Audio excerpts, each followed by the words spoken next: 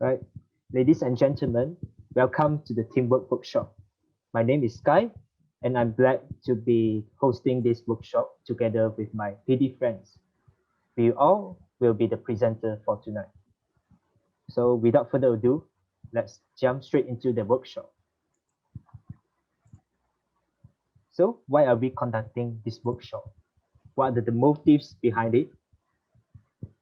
Based on the LinkedIn study, they found that collaboration or teamwork skill is one of the most in-demand skills for 2020. Not just in LinkedIn, you can find this in all sorts of newspapers or articles. So that shows how important teamwork skill is. I believe that you all will benefit from this workshop as you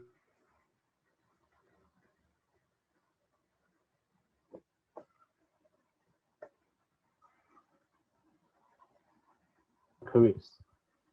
So now I shall pass my time to Mengjie. He will be explaining about the structure of our workshop. So Mengjie, please. All right.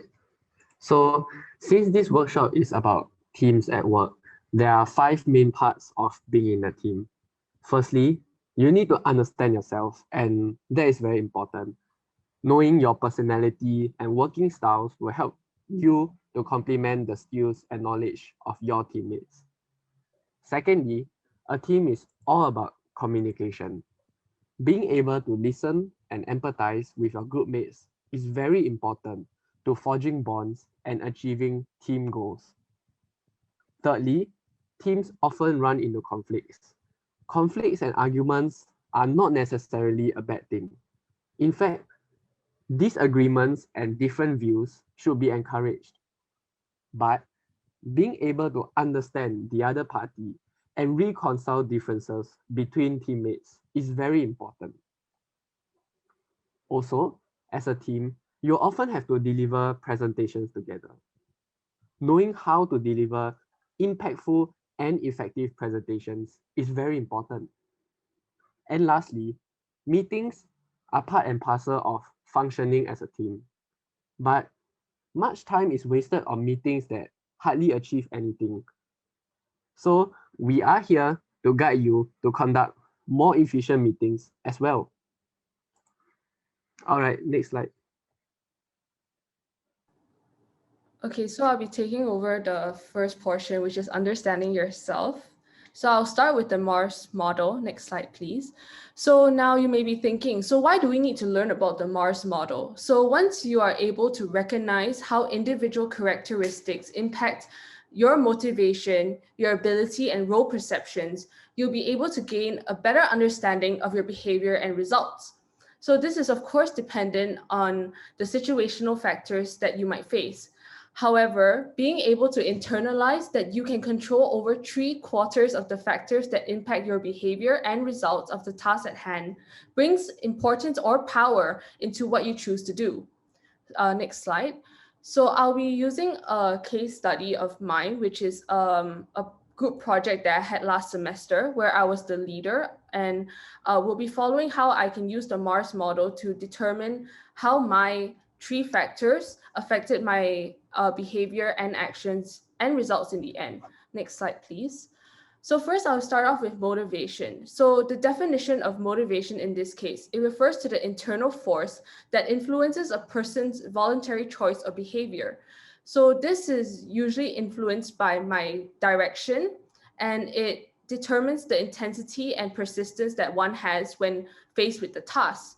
So as you can see from the little pink box at the side, I was highly motivated, and the reason was because I knew that I wanted to get a good grade for my OB module, and that it kind of allowed me to become very persistent when I was faced with difficulties in the situational factors area. Next, please.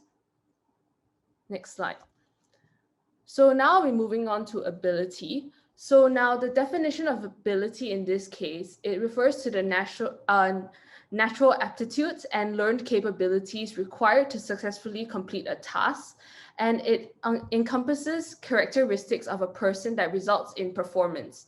So in this case, my abilities when it came to the group project was that I was pretty good with my presentation skills, I was creative, and I had confidence. Next, please. Next slide. Okay, so now moving on to the third one, which is role perceptions. Now, the definition of role perceptions is how an individual actually looks at the role at hand. So in this case, because I was the leader, I knew that I had to take charge and ensure that everyone knew what was going on, and they themselves knew what their role was in the group project, and that they realized that they were important in achieving the end result. And I made sure that as a leader, I included all of them, and I ensured that we all knew that it was the teamwork that makes the dream work, as the saying goes. Next, please. Next. So now I'll be talking about situational factors and how it may impact the whole situation at hand or the task at hand. So now the definition of situational factors, I think many of you guys know, is the conditions that are beyond your control. So in this case, my situational factors was that because this was a video recorded presentation, we realized that the room we booked, the screen became really fuzzy, and it became hard for the audience to see what was on the slide. And the camera battery started running out super fast, which was really funny because we chose to use a DSLR camera instead of phone camera. So in this case, we couldn't really control the situation at hand because we didn't really take into account that these things might happen. So at that point in time, these were kind of like unforeseen. And it was really how we chose to overcome these hurdles in making our presentation. Next, please. So now I'll be talking about the behavior and results, which kind of link to the situational factors. So in this case, like from my behavior was that I took charge. I ensured that everyone stayed calm, even though we were kind of panicking because this was quite a heavy topic at hand, because it was around like 25% of our grade or 20%. So I kind of made them calm down and made them reassured them that everything was going to be okay. And the results was that the professor and my classmates actually really liked our idea that we used, and they highlighted that the quality was really good. So thanks to my friend's DSLR camera. And we were really happy with the process and the results at hand. And I think that I did a pretty good job in managing my team. So in that case, it kind of emphasized that my motivation as a leader to really push through everything, it showed my persistence because we really understood the importance of this project. And that was really what motivated us through the whole process, even though we faced like little mishaps and hurdles in the process. So yeah, next slide. So now to understand yourself better, I'll be talking about the MBTI personality test. I'm sure many of you guys have heard of it. So now let's do a quick poll. How many of you guys have done an MBTI test before? There's a poll that will come up on Zoom, and if you guys could just click the... Okay, so I see around 3 of you have done the MBTI test, 1 hasn't. Is there anyone else that hasn't voted yet? I'll just wait a bit. Okay, so I'd like to move on. So right now I have around 3 people who have done it before and 1 that hasn't. So I'll explain to you guys why the MBTI is important in my opinion into understanding yourself. So I actually learned the MBTI when I was in secondary school. And back then I felt that it wasn't really accurate. But as I grew older, I kind of felt that I related to the personality 4-letter code more.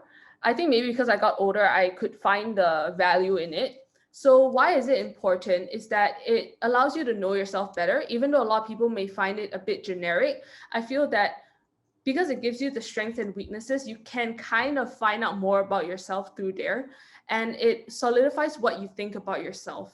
So I feel that it really helps you understand yourself, and it can also allow you to be able to better control yourself, because it kind of gives you a sense of what you might be doing wrong or where you can improve on. And it really helps when you're working in teams. So an example was that I used to think that I had a big mouth and I couldn't keep it shut. But as I grew older, I could understand myself better through the MBTI personality test. And I realized that maybe it's because I had a kind of an impression that I was supposed to be an extrovert, and that kind of caused me to always want to talk. But then it made me realize that there's a area for improvement where I could kind of like tone it down a bit and actually think before I spoke. And I realized that the quality of what I was bringing to the table when I spoke was more important than the quantity. So next slide, please. So let me talk about my own MBTI. I got INFJ, and there was actually a difference between my previous MBTI score. So I encourage you guys to do this every year or bi-yearly to see how your personality has changed. Now for M, it shows your source of energy. So in my case, I'm a bit half and half, so it kind of allows me to kind of switch between the two. But in this case, it kind of allows you to sense like where you get your energy from, and it allows you to kind of adjust accordingly according to the environment. Next, please. Now for energy, it's how you process information. And it depends if you're more intuitive or observant. In my case, I'm more intuitive. So it means that I prefer learning about a subject through information given instead of being more hands-on. So knowing about this, you can kind of adjust how you learn things, and it allows you to remember stuff better. And it also can allow you to be more adaptable in different situations when you know the type of learning style you have and the learning style you need to adapt to. Next, please. So next is nature, and it is how you approach decision making. So for me, I'm more of a feeling type of person, which means that I tend to care about the view of others and it impacts my actions. So in this case, when you know whether you're more of a feeling person or a thinking person, it allows you to better control your thoughts. And once you can control your thoughts, in that case, you can control your actions, and you can kind of direct the energy to change the actions or get a desired action that you think is most appropriate to the task at hand. Next, please. So the last is tactics. So it's how you like to structure things. So in this case, I'm more of a judging type of person. And it means that I like to make plans, stay organized, and it kind of allows me to have a sense of how I like to approach things and how I like to structure my life in a sense. So it kind of is important. I think this is one of the most important part of the MBTI test, because it kind of shows how much control you want to take over your time. And this especially is very important when it comes to team projects or teamwork in a sense, because you always have to have a good timeline planned with your team, and knowing how you like to structure things, or for example how your group mates would like to structure things, can really make the best of your timeline, and it really gives you the best results that you guys can achieve at the end of the project. So yeah, comes to my end of the first part of the presentation.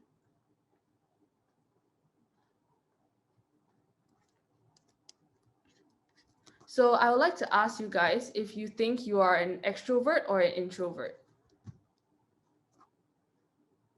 I see there's a lot of introverts here. So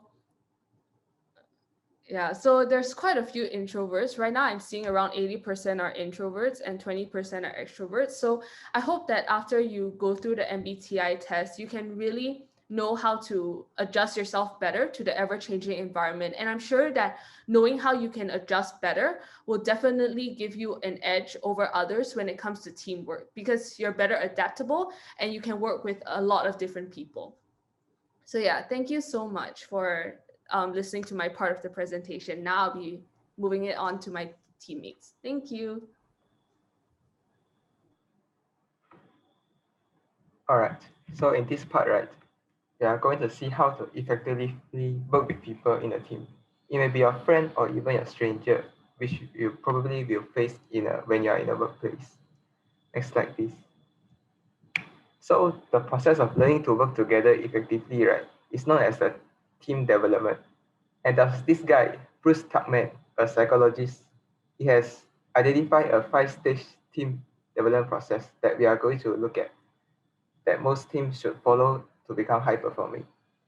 So he called the stages forming, storming, norming, performing, and adjourning. Next slide, please. So let's start by the first stage, forming. So this is the stage where the team first meet each other for the first time. When your team first gets together, right, you're likely to sit around and look at each other, not knowing how to begin. So initially, right, you're not a team, you're just individuals assigned to work together. So usually you will discuss about your teammates' backgrounds, their skills, in order to get to know them. Then you'll proceed to discuss about the project, like what is the project about? What are we supposed to do? Then you will discuss about the timeline and start to distribute the work among yourself. At that point, if your team leader is not yet assigned, then you can choose someone which is like a good suit for that role. For example, if the project is about coding, then you may find the person which knows coding well to be the leader instead of like the one which has zero knowledge on programming. Then what if it's a project about management? Then you can look for someone who has a higher authority or someone that can control over the situation. So the team leader chosen must be very clear on doing the projects. And the leader should also work with the team together instead of just ordering them without doing the work itself. So at this stage, right, it focuses more on the people rather than the project itself. So it won't have any progress yet. Next slide, please. So next stage is called storming. So this is the most difficult and critical stage in the team development process because the team might be stuck in this stage unless there's changes in the team members, which means that you must either get one person out of the team or disband the team, because sometimes this can cause a very, very bad image to the person if everyone hates the person. So this is where the conflicts and competition among each other will arise. Different members will have different opinions on what and how it should be done.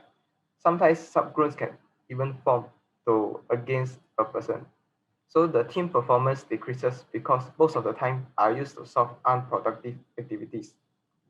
And the team leaders need to ensure all members listen to each other and respect their differences and ideas instead of arguing without listening.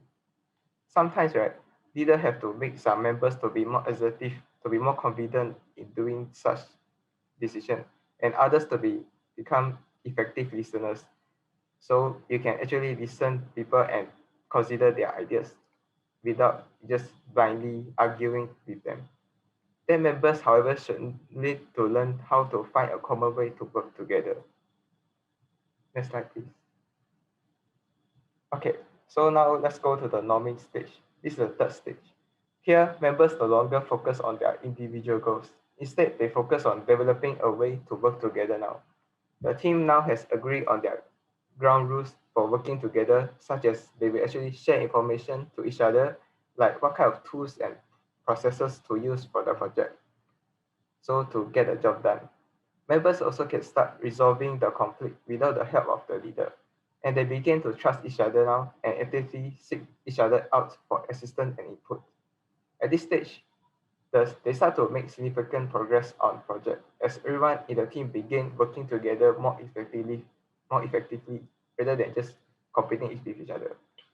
But sometimes conflict might happen. So team leader may step in to clear the situation if the team gets stuck. So the team leader may act as a coach to the members of the team to guide them, to help them go through those conflicts. Next slide, please. Then at this stage, performing, this is the fourth stage. This one, they are performing at a very high level because every team member can cooperate with each other well. And the focus is on reaching the goal as a group. Team is highly motivated to get the job done, and they can actually make decisions quickly and solve the problem effectively among themselves. When the team has conflict, members can actually work through it and come to agreement without interrupting the project progress. The whole team now is working as a group effectively and actually do not need a team leader to constantly supervising like the previous 3 stages. However, there could be possibility for the team to revert back to the previous stages. When one of the members start working on his own or when there's a new member joining the team. So it's like you don't know the new member, so you have to get to know a team. You have to start from the first stage, forming again. Then next slide, please. Then this is the final stage, adjourning. So basically at this stage, right, there's not much things left because the project is coming to an end and the team members actually begin to move off in different direction already. The project has been done actually. Members can start celebrating after submitting the project, or I can say farewell to each other. Then members may be reassigned for new teams for the new project, and this original team will be disbanded. Okay, next slide. Okay, so we have finished all the 5 stages of the team development process. So now is the time on how you can actually help the team to smoothen the process of team development. First, during forming stage, the first stage, what you can do is actually set a clear purpose and mission for the project. And you must revisit them throughout the following stages. Because by revisiting by following all the stages, then it will then actually guide the team to the right direction of the project instead of just going a circle without knowing what is the purpose of the project. Then you also can actually set some ground rules first to prevent something bad happens during the conflict. So every members get to respect the rules and respect their different ideas before they just start arguing without any evidence. And then you can actually also ask some member, which is not the leader, another member to become a facilitator to actually help the leader to guide the team if the team has any misunderstanding or the team is going to the wrong direction from the goal. So actually the leader can have actually at least a helper to help him to control the situation a bit better. Then remember this, don't ever try to avoid conflict because it is normal to have conflict in a team. And sometimes it could be a healthy one. So a healthy conflict is the one which is really constructive and without any hurting anyone's feelings because it's just giving your constructive ideas which is for the benefit of the project.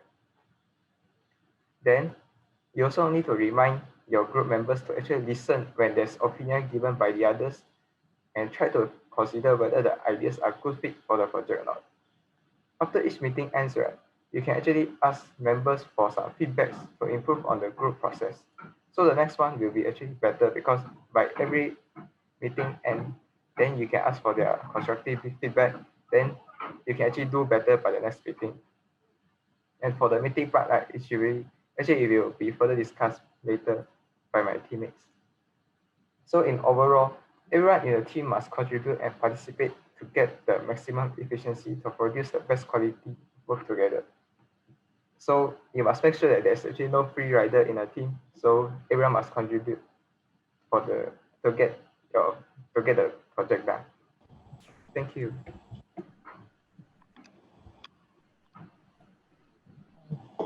Thank you, Kenny. I'll discuss more on conflict management styles. So as Kenny has mentioned,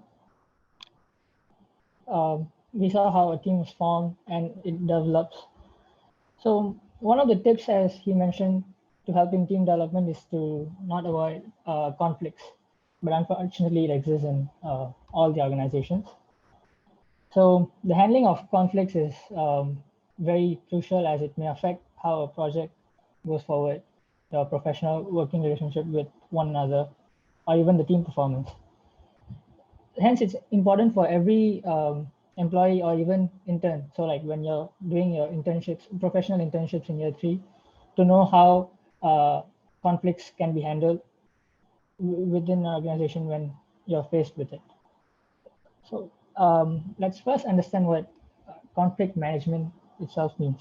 It's actually defined by a process by which disputes or arguments are settled, resolved by minimizing negative consequences and trying to maximize positive outcomes. So that's just a brief overview of what the definition is. We'll understand more as we look into the different styles. So there are mainly 5 different conflict management styles, but before we look into each style, I would like to discuss the factors that involve in choosing the appropriate style for different scenarios. So next slide, please. Okay, so there are 2 key factors that affect the choice of style. So firstly, you have to consider how much do you value the person or the issue. So it may influence you to choose one strategy over the other based on how much you value the person with whom you have a conflict with, or the issue that you are conflicted with. It may not seem worth it to continue a long-term conflict with someone if you're worried about ruining your relationship with that person, but it may also strengthen your relationship to come to a consensus. In addition, you may decide on the conflict management style based on how important the issue is and how it affects you. Perhaps it's a matter of your morals or personal values, in which case it may be essential for you to prolong the conflict. But if the issue is of little significance to you, though, it may be easier to let it go. The second factor to consider is, do you understand the consequence? You should be prepared for whatever consequence that may arise as a result of either entering or not partaking in the conflict. Especially in a professional environment, there could be serious consequences for continuing a conflict with higher up. So as long as you're made aware of the potential risk, you can decide whether or not to prolong the conflict. Similarly, you may feel consequences if you don't enter the conflict. Perhaps those will be personal or even moral consequences for not standing up for your beliefs, or maybe a wrong decision is made and executed because you didn't bring in a conflicting perspective. Regardless, give yourself a clear overview of all the positive and negative consequences beforehand. If you feel partaking in a conflict may take up too much of your time and energy, then it may be better to not involve yourself in it. So now moving on to the different styles of conflict management. First style, accommodating style, is an approach whereby one party puts other parties' needs before their own. So in layman terms, you can say that you allow them to win and you let them achieve what they wanted. So this style is used in situations where you do not care as strongly about the issue as the other person. If prolonging the conflict is not worth your time, or if you think you might be wrong. This option is about keeping the peace, not putting in more effort than the issue is worth, and knowing when to pick battles. So to give you an example, let's say in a marketing meeting, the colors for a billboard advertisement of a product is being discussed. I'm adamant that green is the best choice, whereas my colleague thinks that orange is slightly better, but decides to let me choose the color to avoid arguing about the 2 choices that he or she thinks are both fine. So as you can see in this example, the difference, the choosing between orange or green doesn't have huge difference. Although one may say that it may affect the advertisement, but from the context of deciding between the choice, it doesn't really have huge difference in outcome. And one person sacrificing is not really big of an issue for the accommodating party, as the significance of the issue is quite low. So the advantages of this style is that small disagreements can be handled quickly and easily, and it can help in reducing conflicts that deals with insignificant issues with minimum effort. But the disadvantage is that this technique may not be completely appropriate for larger or more important issues in a as it will not solve them in a meaningful way, and it should completely be avoided. Rather, it will lead to a negative consequence as it can lead to resentment for the person who is accommodating in the conflict. The second style of conflict management is the avoidance style, which reduces conflict by ignoring it or removing the conflicted parties or evading it in some manner or the other. This can be an effective conflict resolution style. Conflict resolution is also an interchangeable term for conflict management, so it can be used interchangeably. So this can be effective style if there's a chance for a cool down period that would be helpful, or if one needs more time to consider on their stance on the conflict itself. So I'll give you a hypothetical example. Let's assume two co-workers have been collaborating on a new prototype designed for a smartphone for weeks. The deadline is looming and they are increasingly unable to agree on the changes. The deadline is pushed back and they both are given the day to work on other projects. So the space to take a break from each other, as well as the extra time to complete their project, allows them to cool down and resume in a more collaborative mindset. So the advantage here is that giving people time to calm down can solve a surprising number of issues. And time and space can give a much needed perspective to those in conflict. And some issues will resolve themselves with time. Disadvantage for this style would be that pushing back conflict indefinitely can and will lead to more and bigger conflicts down the line. So it is important to remember, especially for this style, that it should not be a substitute for a proper resolution. This style can perhaps be used when the issue or the conflict of the issue that's at hand doesn't have to be solved immediately. For let's say if you're working on a project that doesn't have any immediate deliverables, if you have if the deadline is sometime in the future, then perhaps you may consider doing this. But when there is time constraint, this is not the conflict management style you want to go about. And obviously, this is actually just one way of going about handling a conflict. So that is also why this is a conflict management style, although it is advisable to not use this style. So the third style of conflict management is compromising. There's a key difference between compromising and accommodating. I'll come to that once I go through compromising. So this style tries to find the middle ground by asking both parties to concede some aspects of their desires so that a solution can be agreed upon. This style is sometimes known as lose-lose, in both, as in both parties will have to give up few things in order to agree on the larger issue. This is used when there is a time constraint or when a solution simply needs to happen rather than be perfect. So, for example, employees A and B, let's say there are two employees A and B are in charge of advertising budget for the next quarter.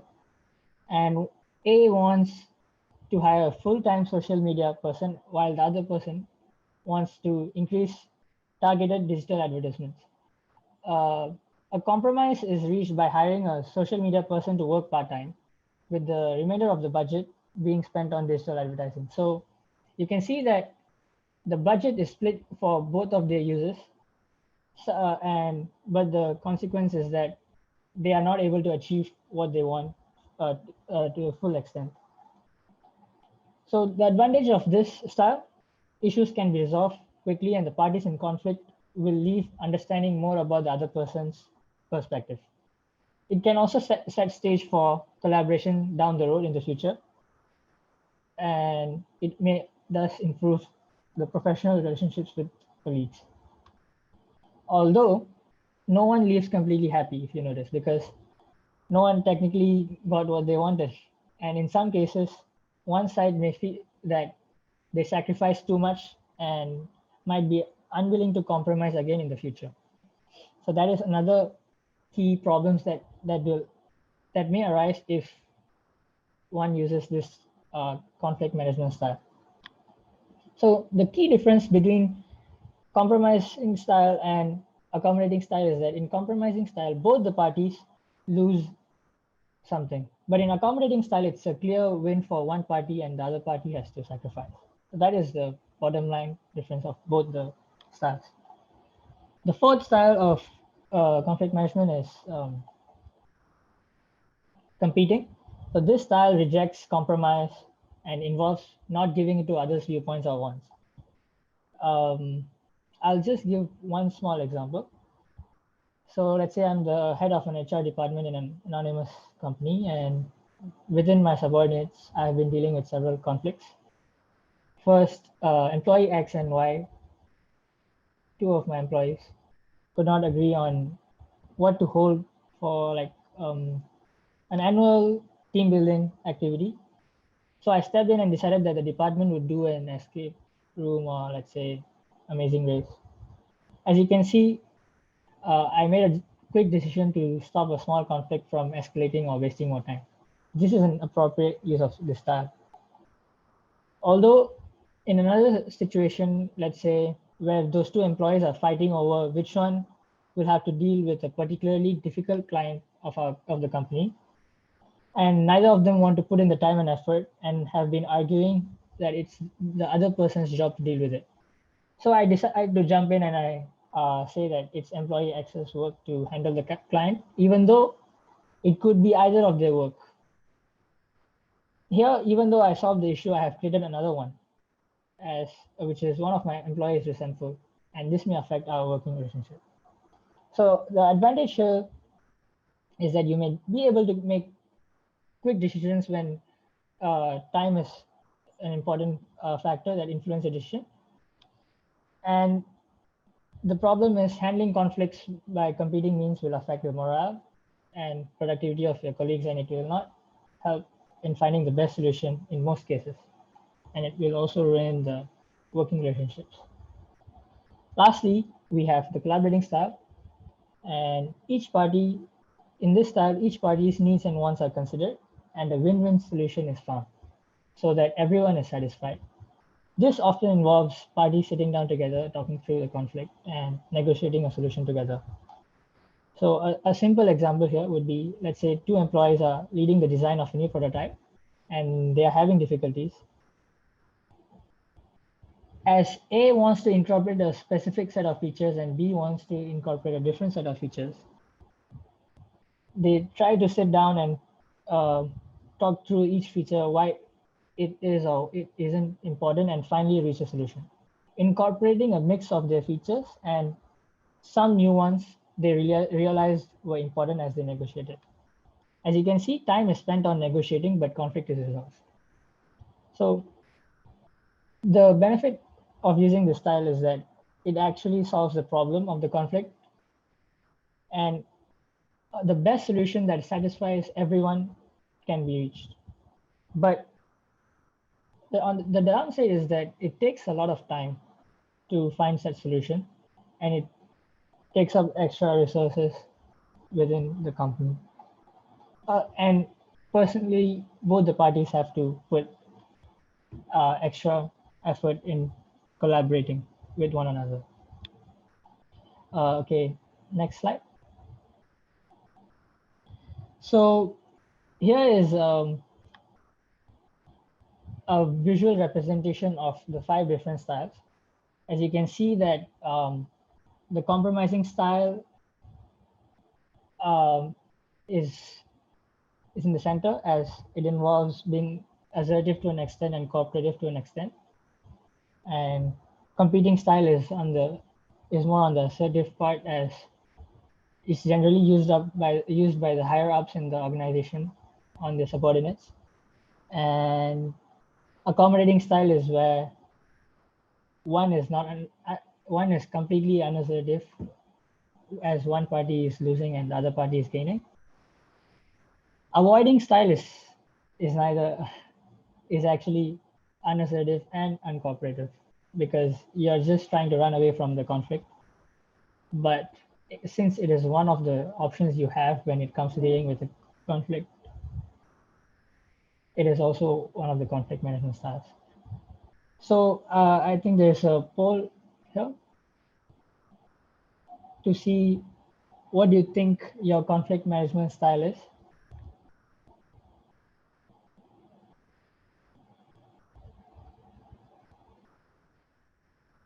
So go ahead and try and just see what do you think, which category you might fall under. And you may, so at the end of this workshop, we'll be sharing some resources and there will be a link to a document which has 15 statements. And it's a small test to see which type of conflict management style suits you the most.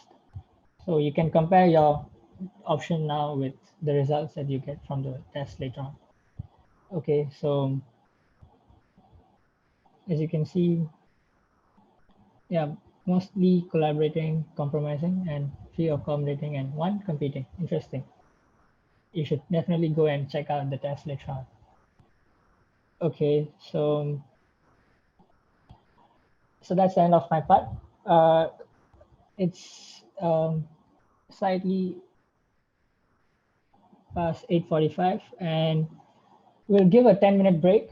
So we will resume at, let's say, 8:50, 8:55, close to 8:55. Yeah, we shall start at 8:55. Yeah, be back at 8:55. Thanks.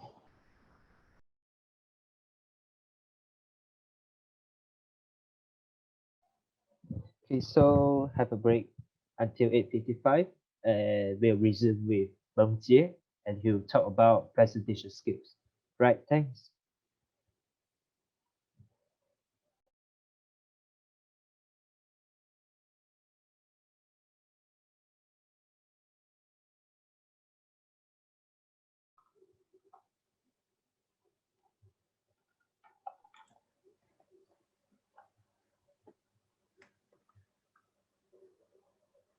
Okay. Jie? Okay, are you ready? All right. So thank you, Pranav, for your part. I am Mingjie, and I'll be sharing about presentation skills. Working in teams means having to do presentations, and effective presentations can work wonders. Effective presentations is a crucial business skill.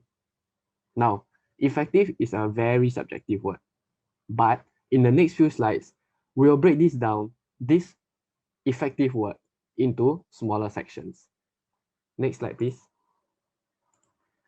So what is the first thing that you think of when you say presentation? I'm sure it's PowerPoint, right?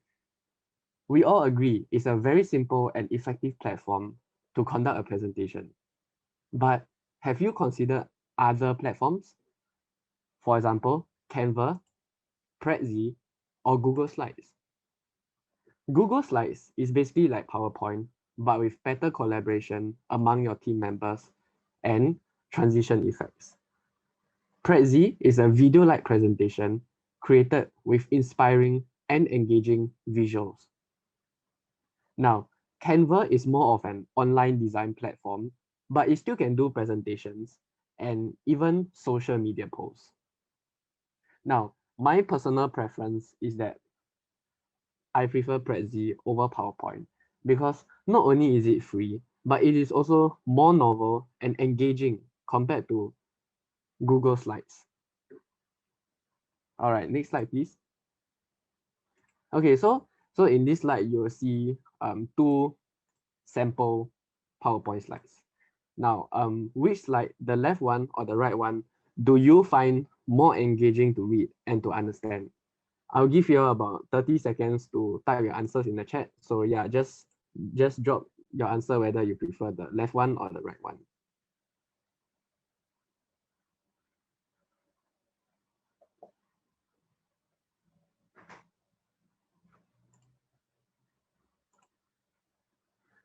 Yep. All right. So I see that all of you have put the right slide as the more engaging slide. Now, what I'm trying to say is that the attention span of humans is only about 8 seconds because of social media, advertisements, and even games and Netflix. So it's important to bring your point across for every slide. Okay, so next slide, please. Now, you may have heard of the 555 rule, but we've decided to change it to 553 rule. And why 553? Because if you can't convey your point across in 3 text-heavy slides, then you're just bringing too much information to the presentation. And of course, the other 2 numbers hold as well. So 5 words for every line of text, and ideally 5 lines maximum of text for every slide. But of course, you have to be flexible as well. So exceeding each line by 1 or 2 words definitely won't derail your presentation. And even if you put 1 or 2 more lines of text in your presentation, it is still fine. But the important thing is always have a main point for each slide so that your audience can understand what you're talking about. Next slide, please. All right, so for professional presentations, there's usually not a need for fanciful backgrounds. And the important things about backgrounds are that firstly, it should contrast against the words so that your text can be seen clearly. Because after all, your text is what contains information. And the background should also complement the theme of your presentation. So the example slide that you see at the bottom right-hand corner is good in the sense that the background is a car, which complements the theme of the presentation about cars. But then the background makes the words very hard to read, mainly because the car is a very striking color, which is red color. Also, there are too many words and terms in the slide. So like for example, self-propelled, steer, operator, all these things, by packing too much information into your slide, your reader will become confused at the end. All right, so next slide. Okay, so for fonts and images, so generally for business presentations or professional presentations, you should include business fonts rather than fanciful fonts. So some examples of business fonts are like Arial, Times New Roman, and Calibri. Of course, you can choose to use other fonts, but the conventional ones are these 3. So images should be used to drive across points and are definitely more interesting and impactful than just lines of words, like words after words. And images can be used for presentations that promote social causes, like the image that you see at the bottom of the slide, where it was taken during the Black Lives Matter protests in the US. So charts or graphs should be used for presentations that show results. And this is usually done in a corporate setting where you may have to report your results and your achievements to your superiors. But of course, that does not mean that corporate presentations can only have charts or graphs. And if you are an entrepreneur, images for impact might just help you to secure the venture capital fund that you need for your business. All right, next slide. Okay, so besides having engaging slides, being able to sustain the attention of your audience is very important. And there are several audience engagement tools that you can use. For example, you can start your presentation with an important question related to what you are presenting about. Or you can even give shocking or surprising statistics to catch the attention of the audience. Because after all, when you catch the attention of the audience at the start, they are more likely to listen to you throughout the presentation. And you can also use Kahoot or polls. Just like what my teammates have done earlier, they did polls to get a sensing of what you all think. And having a poll allows you to understand how much your audience knows about the topic that you're presenting. And of course, Kahoot is something that we are all familiar with, considering how our professors love to use Kahoot for many lessons. But of course, let's not overuse Kahoot. So while it is effective, but we shouldn't overuse it. And lastly, animations and transitions between slides can make the presentation more interesting. But of course, do not overuse the slide animations, or else the meaning of having these transitions and animations will be lost in the end. All right, and next slide. Yep, so I just want to end off my part by saying that inspirational presenters are not born overnight. Just delivering a good, satisfactory presentation takes a lot of effort. And it also took me a lot of practice to prepare for this presentation. So always prepare and practice before any presentation. You can present to a group of friends or even strangers. For example, random students that you see around the campus. But of course, not everyone will be so accommodating to entertain your request. But if you can, you should, so that you can familiarize yourself with the slides and the script, as well as the presentation flow. So now I'll pass my time to Sky, who will be talking about conducting efficient and effective meetings. Thank you.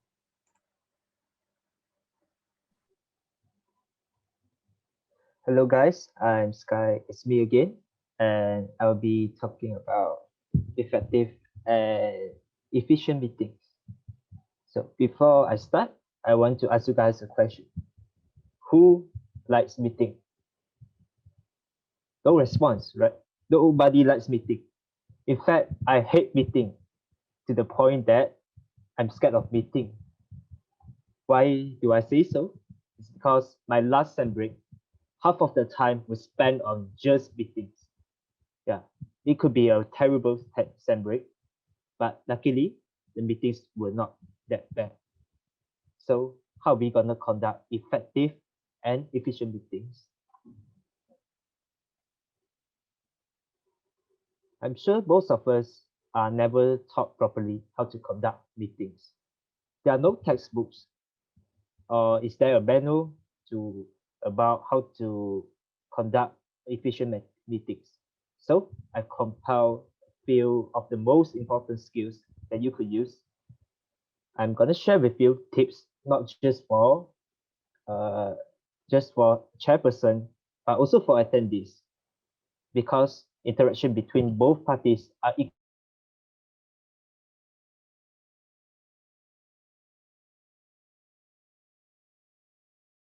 the best scenario is we don't need a meeting at all. So before you start a meeting, I would like you to think about this question. Do you really need a meeting? Do you really have a clear purpose? Do you have a goal you want to achieve during the meeting? If answer yes, then proceed to the next question. Can you email it? If no, go ahead, plan the meeting, send out the invitations. All right? So next, what should we do as attendees? Of course, we need to be punctual. It goes without saying that if you are late, you will drag the progress of the whole meeting and in turn delaying the ending time of the meeting. And this will cause you will waste other people's time, and we don't want that to happen because everyone's time is precious. Next, you should not take out your phone. Why? You should focus on your meeting. You could also distract other people, and it is disrespectful for the speakers. And you should always come with preparation. If you are assigned some work and you need to present it in the upcoming meeting, yeah, prepare it. If your boss send you some readings, like reports before the meeting, yeah, you need to read it. This is because you need to make sure everyone is on the same pace, so it doesn't drag the flow of the meeting. Also, you should actively engage in the meeting. Just like what Kenny just said, there should be no free rider in the meeting. Everyone should contribute their ideas equally. You could ask questions to clarify your doubts. And last but not least, you should be concise in your speaking.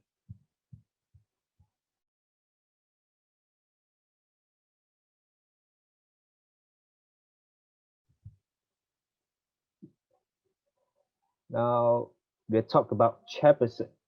Chairperson is the soul of the meeting. Of course, we all will grow out, right? And we will inevitably take up important roles, and we need to conduct the meeting. So that's why I'm sharing with you tips, and it will definitely help you in the future or now. First, you must craft an agenda and share it with everybody so they know what's going to happen in the meeting. From an attendee's point of view, I find this very important because I will know what's going to happen and I can plan my action according to it. Next, you should actively manage your meeting. There will be some attendees that will stray away from the topic of discussion, and you should, or they will start chatting about nonsense stuff, and at that time, you should politely cut them off and move on. There may be some attendees that are contributing some interesting ideas, but not related to the current topic of discussion. In that case, you should jot them down somewhere else and tell them you will bring them up again at the end of the meeting or at the next meeting. Chairperson should also stop attendees from chatting over each other or talking over each other. It is important for chairperson to keep track of the flow of the meeting so that meeting ends right on time. Right. Then you should also end with an action plan. Everyone must agree on what needs to be done right after the meeting or during the next meeting. You could also ask for the availability of the members for the next meeting, but this is optional. Last but not least, chairperson should be concise too. In fact, everyone in the room should be concise and straight to the point. So now is the advanced tips.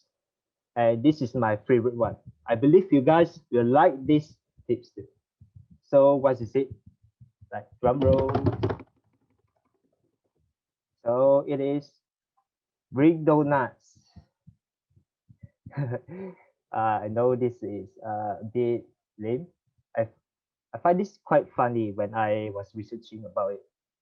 So why bring donuts? Because when you bring donuts, actually not just donuts, you can bring practically any food, and you will keep the participants anticipate for it, and they will be more focusing more on the meeting and have a happier mood for the meeting. So it will also keep them refreshed during the meetings, right? So next time during the meeting, remember to use these killer tips, yeah? Okay, so that's the end of my part. So I'll pass my time to Prani. We'll be discussing about online meetings. Right, thank you. Just change it to the next.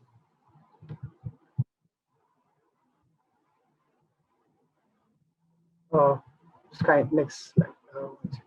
Yeah.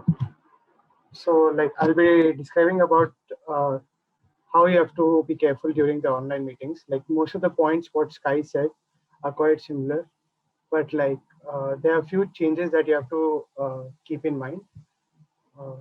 Sky, next slide. Yeah, so these are a few important points that you have to take care. Yeah, like first point is like the technology that the online meetings have these days. You have to test it in advance. Like suppose if your Wi-Fi is not working properly, or your mic in which you'll be speaking. So these things you have to take care, because these can have these will make an interruption in the meeting, and which will break the flow of the meeting. So which is quite important, and the interruption in the meeting breaks the flow, and it doesn't add that much value to the meeting. So we have to be careful about this point. The second one is the visibility, like the faces, the clean environment, and private. Okay, now if people as of now we are in halls and we are in a double room, so maybe our environment might not be that clean or something. So we have to go for a virtual background. That is one point we have to keep in mind. And as far as you can go, it's better to have a clean environment so that there's no disturbance, so that if a person is speaking or if you're focusing on a person, you can look at them clearly and it's quite visible. Yeah. And the next thing is, suppose in a meeting, it's a big meeting, like suppose this one which we are doing, everyone should be clear of the roles that they are going to perform, because if you're not clear of what you're going to say in the meeting or what work you have done, it again brings an interruption in the meeting, which doesn't look good to the audience. So you must always keep this thing in the mind and be clear of whatever role is assigned to you, the task that's assigned to you, and it's better to do it on time. Yeah. Then the fourth point is distribute the minutes of the meeting. Suppose, like, by minutes, I do not mean the time or something, but the material or whatever references that we have taken for the meeting, it's better to share with everyone after the meeting is done. Yeah, like this is also important because people would like to refer to the website or the material that we have followed for conducting the meeting. The next important point is follow back. Suppose if you're having a meeting with the organization, so following back to the organization, like suppose it's on a task given to you, suppose you have a doubt, or afterwards if you have even more clarifications, you have to follow back, so which is quite necessary these days. Once you are suppose this is quite important in the professional internship, which almost everyone will be doing in the third year, I guess. Yeah, and the next thing is the presentation length. Always be structured and brief. Like, don't go off topic, which is a very bad thing in a meeting. If you go off topic, it's going to disturb the audience, and they'll feel very bad about it because they have joined this meeting for a reason, and they don't want to go out of topic and talk, like listen to something else which is not there in this thing. And the most important point out of all this, stick to the meeting basics. Like as I said before, you have to stick to the agenda of the meeting, or what exactly is the main point of the meeting. The deviation from the meeting will is not a good thing as an online meeting. That's all from my side, I guess. Sky will be continued. So we have come to the end of the workshop. Not the end yet, but the presentation. So this is I'll summarize everything that our teammates talk about. First, Carissa talked about personality. So you could work better in the team if you know yourself through MAS or MBTI test. Actually, MBTI test has another name, which is called System Personalities. So if you forgot what's the full name, just type in 16 personalities and you could do the test. Next, Kenny talked about team development, and he showed that as the Tuckman's 5 stages of team development. You could it starts with the forming, storming, norming, what is it? Performing, and lastly adjourning. Right. Then Pranav talked about conflict management. Basically, there are 5 types of common conflict management styles. Everyone could behave differently depending on the situations. And next, Mengqie talked about presentation skills. He talked about the basic rules of presentations, such as the 553 rule, and what types of fonts and images you should use. And lastly, me and Pranay talk about meetings. So you should always prepare for meetings and actively manage your meetings. So that's the overall of our workshop. So here's the credit of the our teammates. So take a look of it. Right, let's move on. Q&A session. Does anybody have any questions?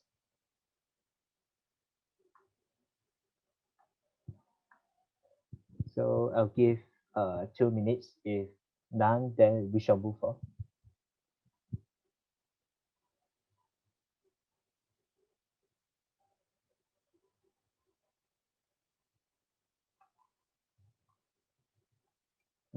I think that's a no. All right. Okay, let's. Then it's the most exciting part of our workshop, and I think you guys are anticipating this. Kahoot, right? Let's move on to Kahoot.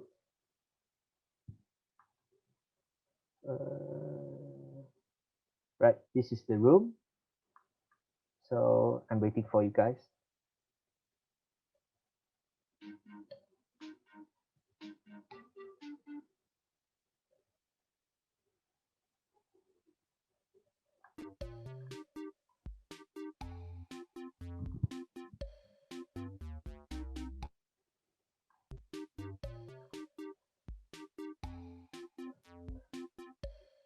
Who's donuts? Yeah.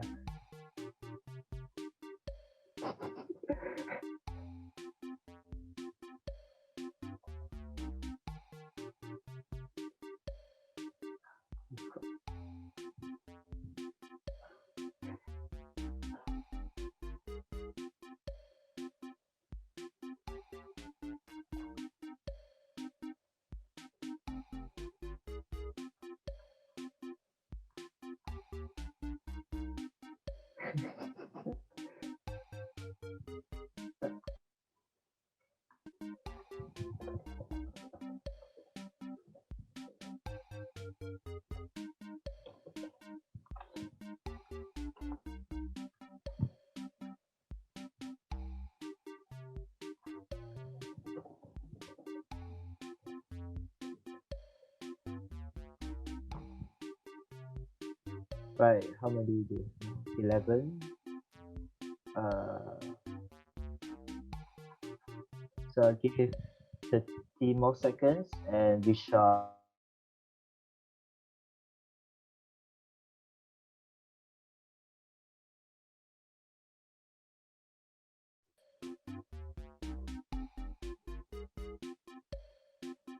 Right, thing. Start. Okay, is everyone fine?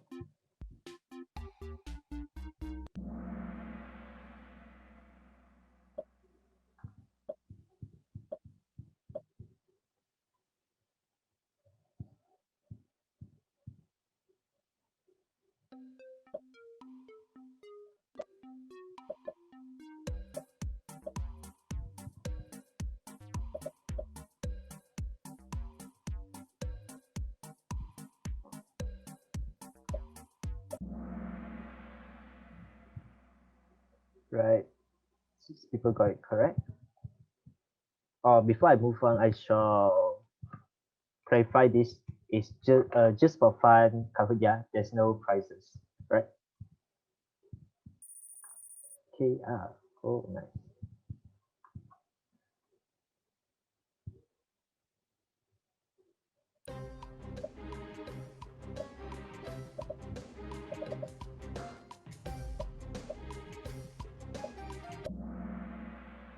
Oh, nice. Almost everybody got it correct.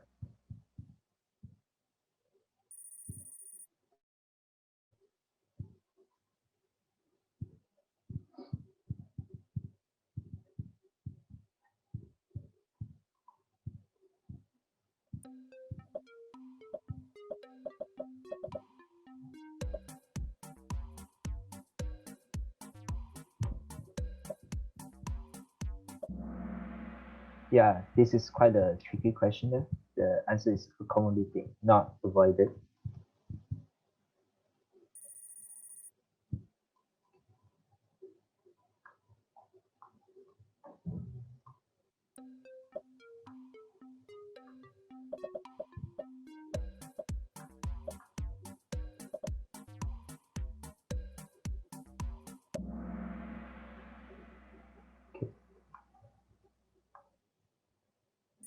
Wow, Queen Rong, not bad, not bad.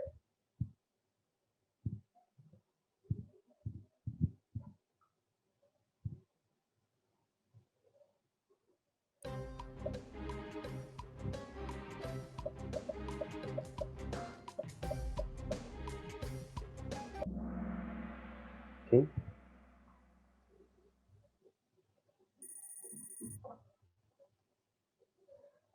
So this is the last question. All the best.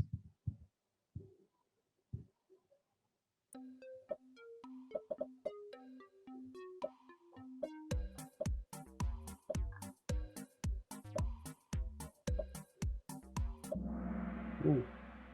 Okay. So, right.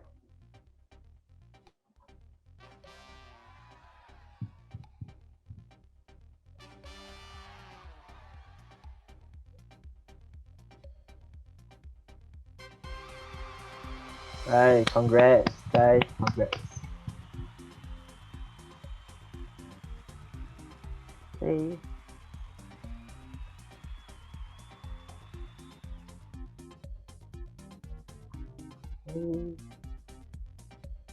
Okay.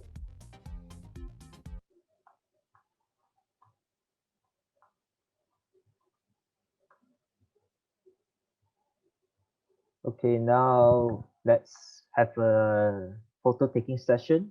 Can all of you open your video just for a while, just for a while. Okay.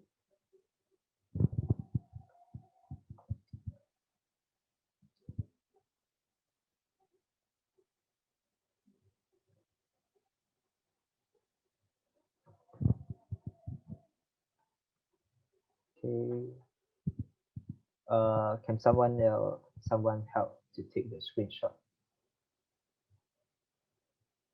Carissa? Okay. Yeah, sure, sure. Hold up. Okay, thanks. Not good with technology. Okay. There's 2 slides, so give me a while. Okay. 1, 2, 3, smile. Okay, I'm done. Okay. Right. Thank you. Okay, thank you. Thank you, guys. Wait. Haven't ended yet. So bear with us for a few more minutes as Shivansh he will be talking about Mentor-Mentee Programme, right? So can we invite Shivansh? Thank you, Sky. Just here because as promised, there will be like a very short Q&A session if any one of you has any questions regarding the program. If uh, if not, then maybe I can just share briefly on what's going on. So as part of like the sign up process, we have finished and we have got 2 mentors that will be participating in this first run of this program. And the program will begin on this coming Monday, which is 1st of February. We have designated the groups already to the people who registered with us on the platform. And if there are any questions regarding the platform that needs to be addressed, you can do so now. So you can just type in the chat. Or if you want me to ask something like related to the program, you can do that also. Shivansh, I have a question from a friend. He asked, Yeah. he signed up for Mentor-Mentee. How do he join? How does he join? Yeah. Okay. Is that will the mentor contact him or something? Has he filled up the sign up form that I posted in the Telegram group, or the directors must have shared in their WhatsApp group also? Okay, let me ask you. So if he wants to sign up, then maybe you can just follow up the Google form to him. So we can take his information, his mobile phone and email, and then we can link him up with a suitable mentor. Yeah. Maybe I can share more about briefly which industries our mentors are from. So currently we have finalized the two mentors. One of them is from government side. So he's actually a deputy secretary at Ministry of Home Affairs, which is quite exciting since it's a very high position and we are very honored that he's joining us. And so he wants to have mentees that also share that passion, not necessarily, but I mean, if you're obviously going for the government and public sector role, then this mentor can help you with your network connections, given his position. Then the next mentor is actually an entrepreneur. He's having his own startup and they do logistic services. Yeah. So he's also experienced in venture capital and private equity. So if someone from business side actually wants to explore entrepreneurship or venture capital and other sort of finance, maybe trading, since he also has a background in trading. So that's quite exciting. It's our first run this year, and we are trying to encourage as many people to join in and see how the program feels, so we can have some feedback on how to. Wait, someone is joining the waiting Yeah. room now. Yeah. Okay, is that your friend? Yeah, he's my friend. Okay. So Zane, can you ask Shivans directly about the question? Hi Zain.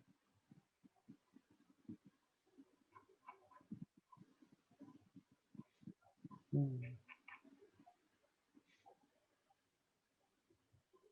think Zain, I can send you the link now. It's not a problem.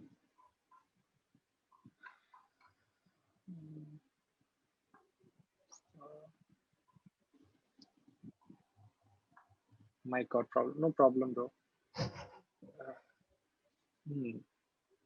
Are you Young Zain?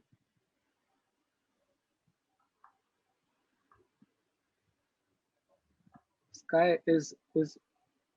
Yeah, he's Yongxin. Oh, so you have filled out the form already. I think uh, I can put you in a group. But I thought you clicked no when the form asked you to become a mentee. So okay, no problem. I can add you into a group right now. That's not a problem.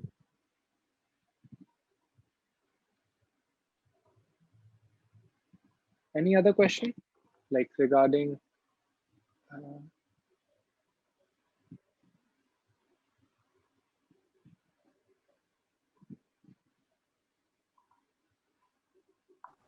Hi, Shreyansh. hi, Christian. Hi, yeah, I'm Shriniket. So I just had a question. I signed up for the Mentor-Mentee program. So how would these workshops function? Would they be on a weekly basis, on a regular basis? Or would they be one-off instances where we'll be working with our mentors? Okay, let me brief you on that. So that's a good question. As you can see, the mentor that will be joining you already comes with a workshop in his mind. Like basically, they have a workshop that they want to be fulfilled in NTU, so they need your support for that. So it's not a weekly or even a monthly thing. It will be just a one-time workshop conducted between February and April. So that's up to you guys how his or her availability works. So they will let you know when they plan on doing that workshop. So your job will be to assist them with publicity and giving them a sense of feedback on what type of materials do Rotaractors prefer. Like you can guide them on how engaging the workshop can be. Yeah, Okay, thank you. right. Thank you so much.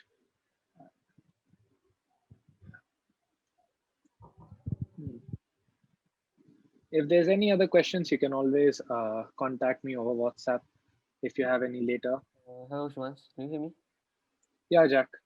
Yeah, I just want to ask, is everyone here already that sign up for the workshop, for Mentor-Mentee workshop? No, not really. I think some of the people could not make it. Yeah, some of the mentees are not here. How many are there here that sign up? They are interested, actually interested. Wait, signed up as in like they didn't come for the Q&A, but they were interested in joining. Oh, okay. Yeah.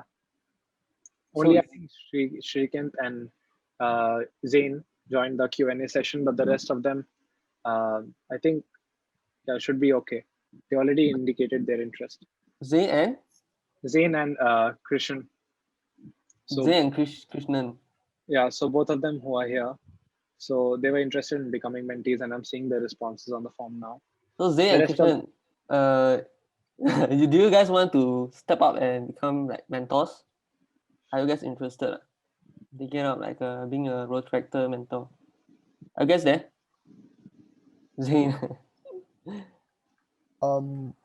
Would the responsibilities be markedly different? I mean, I'd applied for the mentee because this is my first time here, but if the mentor, I mean, if it's not a big deal, I wouldn't mind applying for the mentor too. I guess that's a good point. So, as listed in the Google form, the responsibilities of the mentors that are additional to the normal mentee duties are just to be the point of contact, which will be just forming the first WhatsApp group between you guys and the Rotarian mentor and facilitating some sort of communication. We also need you to step up and report back to us if there are any like red flags. Basically, if the mentor is asking too much of you, or if there's anything that you feel uncomfortable with. So your job will be to maintain that sort of peace and harmony in the group. So I think additionally, a mentor is also someone who will be more in touch with the Rotarian. So you will have to adjust and guide the mentees with his availability, his or her availability, and see if you guys can collaborate. So that's mainly your duty, that you have to be the point of contact between all of us, the main committee, the mentor, and then your own group. That's right. That's right. It's more like leading not really leading the whole workshop, but more like your Rotarian mentor, right, will be leading the workshop itself. But then it's more like he or she is the one that will contact you more often, basically lah. Like anything, right, anything wrong or anything, then will contact you first before like asking the other like Rotaractors whether how about their opinions or what. It's more like you are in charge of the Rotaractors, and then the Rotarian is in charge of the whole group, like that sort. I think it's quite interesting lah. I think if you guys are interested, right, you guys should take it up because this one. Oh, sorry. Right. Yeah, I would be interested. So, Thank you. You'll be interested. sorry. Thank you, Krishnan, for stepping up. Then Yeah, that's great. That's great. How about Zain? Zain, are you there? I think he's here. Don't be shy. Okay. So, are you okay with taking up the mentor position, Zain? I think it's really a good opportunity for you too. Really, really. Yes, is it? Are you there or are you taking up? But I don't know what is that. Okay. If you have any questions, I can. Oh, you just came in. Okay. Okay. Maybe I can just recap quickly. So it's not a huge responsibility per se, but your responsibility will be to be an intermediary between your group and the Rotarian mentor. So your job is to facilitate communication between the Rotarian and your group, and also report back to us if there are any red flags in the group. So if anyone is slacking off, or if the Rotarian is not happy, so because we cannot be part of your group, that will defeat the purpose of having a mentor. So your job is to have oversight over everything. Yeah. Is that clear, Zain? Zain it's really up to you, right? It's really up to you. But I see this as a really good opportunity since two of you are here. So you guys got any I'm sure you guys got questions to ask, and then therefore should be more inclined to take up in more those leadership positions. And so I think it's one of the opportunity for you guys to lead a small team like that sort. Sure. It's okay, Zain. It's okay, Zain. It's okay. Thank you for your interest in being a mentee also. Doesn't matter. Yeah, that's good. Yeah. So okay, thank you for thank you. tuning in for that. Are there any other questions?